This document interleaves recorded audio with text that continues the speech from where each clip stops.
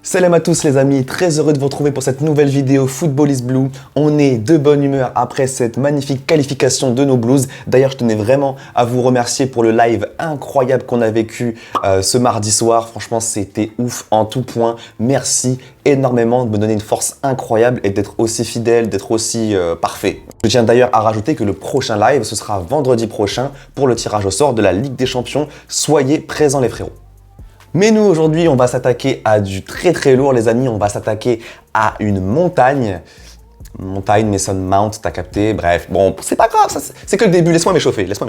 Je vous rappelle qu'il y a quelques mois, j'avais fait déjà une première vidéo sur le cas Mason Mount. Je vous invite à aller la voir si c'est pas fait, puisque au-delà du cas Mason Mount qui est abordé à l'époque, j'aborde aussi la grille salariale de Chelsea et ce que veut dire la prolongation potentielle de Mason Mount par rapport à la grille salariale de Chelsea actuellement. Donc il y a plein de données intéressantes.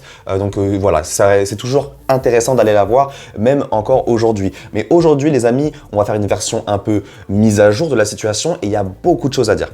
Car oui, la prolongation de Mason Mount à Chelsea, si on fait la chronologie un peu des événements, on sait que voilà, donc les nouveaux dirigeants sont arrivés un peu avant le mercato, un peu avant l'été, et qu'ils ont commencé cette vague de prolongation, de négociation en tout cas de prolongation, à la fin de l'été. Donc ils ont prolongé Broja, Chalobah, Reece James, etc. Et arrivé au cas Mason Mount, ça bloque. Donc ça bloque depuis fin août, début septembre, où les négociations ont commencé. On n'en sait pas plus que ça par rapport à cette période-là, mais on a eu, juste avant la Coupe du Monde, une info comme quoi Mason Mount aurait refusé 200 000 livres par mois, par semaine. Je dis n'importe quoi. Donc il aurait refusé 200K livres par semaine juste avant le mondial. Donc ça c'est l'info qu'on a eue à l'époque, ça semblait être fiable, ça sortait par des infos fiables, etc. Donc voilà, on est là, on a fait la vidéo là-dessus, en prenant en compte que ça voulait dire 200K par semaine à Chelsea. Est-ce que par rapport aux autres joueurs c'était cohérent ou pas? Donc ça c'est dans la vidéo précédente. Et il s'avère qu'il y a eu beaucoup d'événements qui sont arrivés depuis. Notamment après la Coupe du Monde, donc les négociations ont repris forcément et on apprend que Mason Mount aurait, et je parle bien au conditionnel parce que là vraiment il y a des infos qui vont un peu dans tous les sens, mais aurait refusé des offres similaires au salaire qu'aurait accepté Reece James, à savoir 250K livres par semaine. Mais ça, c'est des infos à prendre avec des pincettes évidemment, puisqu'on apprend aussi dans le même temps que la dernière offre qu'aurait fait Chelsea à Mason Mount tournerait autour des 180K par semaine. Donc, on ne va pas essayer de dire qui est la source la plus fiable ou pas. Honnêtement, on va parler tout simplement des deux cas. Et pour moi, c'est simple. Si Chelsea propose en réalité 180K par semaine à Mason Mount, c'est abusé. C'est abusé, c'est un manque... Oh ouais, franchement, je dirais que c'est un manque de respect parce que tu donnes moins d'argent à Mason Mount, qui est ton double Player of the Year en titre. Tu donnes moins d'argent qu'à Wesley Fofana, qui n'a rien fait dans sa carrière actuellement. Il a absolument rien prouvé, rien gagné. Donc, ce serait totalement incohérent pour moi. Même s'il est nul depuis maintenant 10 mois, ça n'a rien à voir. Il a assez montré en termes de potentiel et d'achievement de ce qu'il a fait déjà au club, qui mérite au moins plus que Fofana. Tu vois ce que je veux dire? C'est même pas une question de forme ou quoi. Par rapport à ce que le joueur a été capable de faire par le passé, et par le fait, voilà, parce qu'il représente au club, la négociation doit minimum se faire entre 200 et 250K. Moins de 200K, pour moi, c'est pas possible, c'est vraiment pas possible. Et donc, s'il a refusé une offre autour de Reece James, là, c'est la faute à Mason Mount. Tu vois, c'est là on passe d'un coupable à l'autre, parce que Mason Mount, par rapport là, on peut prendre l'argument de la forme actuelle de Mason Mount, qui n'est pas bon depuis donc 10 mois, tu ne peux pas demander 250K, 250K, pour moi, avec la forme que tu as actuellement. Tu mets pas un pied devant l'autre, tu fais aucune stat, tu fais pas de bonnes prestations. Pour moi, c'est pas possible de refuser 250K. De mai à mars 2023, t'es mauvais. Donc tu peux pas, pour moi, refuser 250K. Et pourtant, c'est ce que demande Mason Mount. On peut voir notamment ce que Jacob Steinberg nous relate, c'est que Mason Mount, et ça c'est une info qui tourne aussi depuis pas mal de temps, c'est qu'il veut être valorisé par le board, et quand on entend le terme valorisé, on voit que voilà, on parle financièrement. On parle surtout financièrement quand on dit valoriser. Mais pour moi, honnêtement, je vous dis la vérité, le problème, il n'est pas que financier pour moi. Je vois qu'aussi Mason Mount, et ça va faire partie de l'avis final en fin de vidéo, mais pour moi, Mason Mount, il voit que financièrement, bah déjà, il galère de ouf à avoir une offre qui se rapproche de Reece James. Donc déjà, ça le frustre. Et en plus, il voit que sportivement, lui, ses performances sont moins bonnes et il a obligé le board à réagir par rapport à sa méforme, qui dure depuis trop longtemps maintenant. Et quand je vous dis réagir, je vous parle du fait que on est parti signer Christopher Nkunku pour la saison passée, que en janvier, on est parti prendre João Félix. Tu vois? Donc non seulement on est parti prendre des joueurs dans son rôle parce que lui n'était pas au niveau, et en plus c'est pas genre on est parti prendre des joueurs, des jeunes joueurs inexpérimentés pour le concurrencer. Non, non, non. On est parti prendre des calibres. On est parti prendre des calibres. On est parti prendre des joueurs qui vont lui faire comprendre c'est quoi la chaleur du banc de touche. Tu vois ce que je veux dire ou pas? Et là, sportivement, il se dit ah ouais. Donc là, ça fait 2 ans, je suis en roue libre, je kiffe ma life, je suis le centre du projet, etc. Et là, on arrive au moment où je dois prolonger. Non seulement je vois que je suis plus centre du projet sportivement, et en plus financièrement, je m'y retrouve pas. Donc moi je pense que Mason Mount, il est ultra frustré. Je pense qu'il est ultra frustré, il s'y retrouve à nulle part en fait, et du coup, et même sportivement, ça le frustre, du coup il est mauvais, et du coup ça le met encore plus dans la panade, et il peut encore moins négocier, et il peut encore moins s'en sortir à Chelsea. Et pour finir cette chronologie, tout ça nous mène où? Ça nous mène à ce tweet de Fabrizio Romano qui nous affirme que aujourd'hui, à l'heure où je vous parle, les négociations de prolongation de contrat entre Mount et Chelsea sont en stand-by. Elles sont stoppées. C'est-à-dire que vraiment, ils sont arrivés à un point où ils ne trouvent pas d'accord. Et à partir du moment où ils ne trouvent pas d'accord, eh ben, ils ont dit, bah ok, on arrête pour l'instant, on va pas se fatiguer pour rien, et puis on reprendra ça dans quelques mois, le temps que tout le monde ait réfléchi à la meilleure offre possible. Je pense que ça s'est passé comme ça, et honnêtement, ça pue.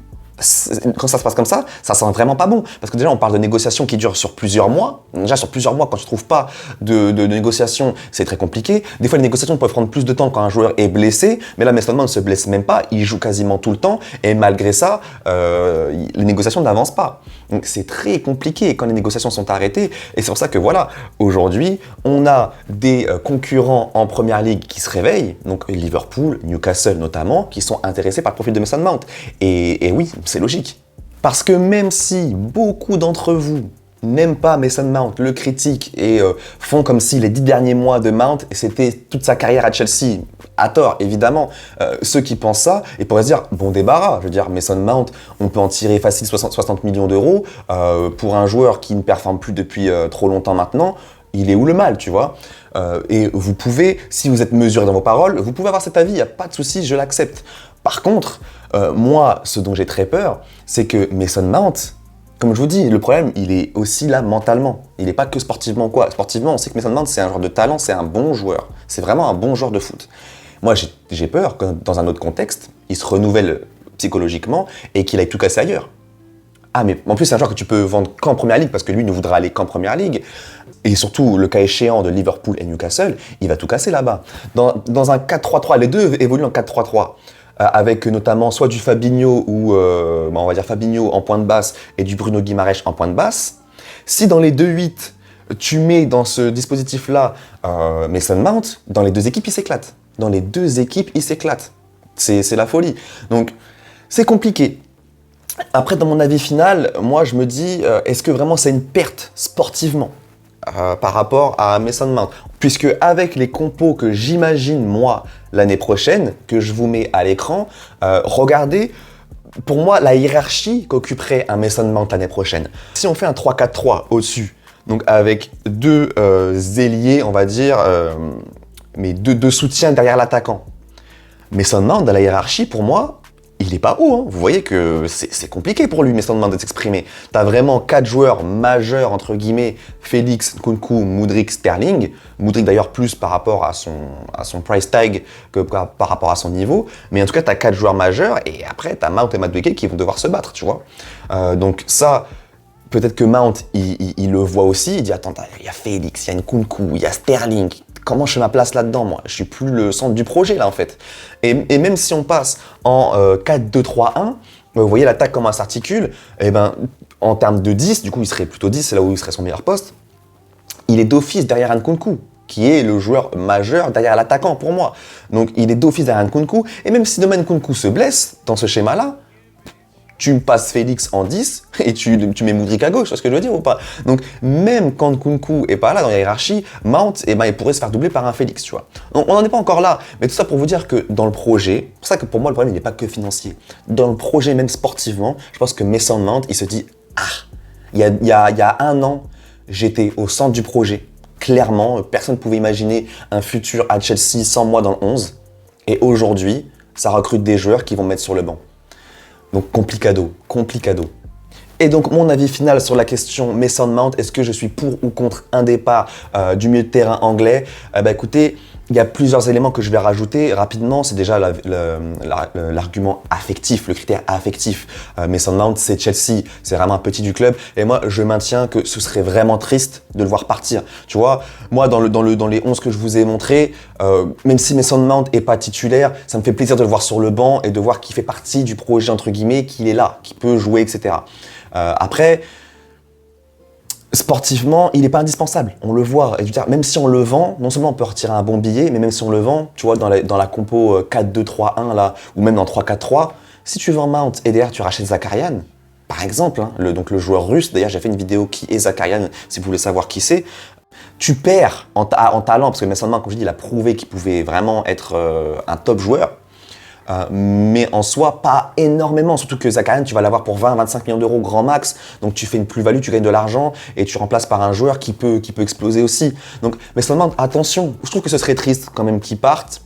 Pas forcément hyper dommageable pour Chelsea, parce que même s'il s'éclate ailleurs, ce qui compte c'est Chelsea. Et même s'il s'éclate ailleurs, Chelsea, sans Mount, va très bien vivre. C'est ça que je veux dire. C'est que on va très bien vivre avec Félix, Nkunku, etc. Si on prend Zakarian sur le banc à développer, etc. Ça peut être aussi hyper intéressant. Même si tu laisses partir Mount, tu peux le remplacer dans la même région de prix à peu près par un James Maddison par exemple, que tu peux mettre aussi en 10 derrière l'attaquant. Donc voilà, tu as plein de solutions. Tu n'es pas obligé de garder Mount. Tu n'es pas obligé. Par contre, s'il part et que réellement, la dernière offre qu'on lui a fait, c'est 180K par semaine, c'est une honte de la part du club, c'est un manque de respect total de la part du board, de Boly et compagnie. C'est un manque de respect, je suis désolé. Pour moi, comme je l'expliquais dans ma vidéo précédente sur Mason Mount, où j'expliquais la grille salariale, tu dois fonctionner par une logique de comparaison. Et pour moi, quand tu prends Mason Mount et que tu le compares à la grille salariale du club actuellement, tu dois forcément négocier entre 200 et 250K. Tu peux pas négocier en dessous de 200K, c'est un manque de respect de ouf. Et vous savez que 180K, Cucurella, il gagne 175K.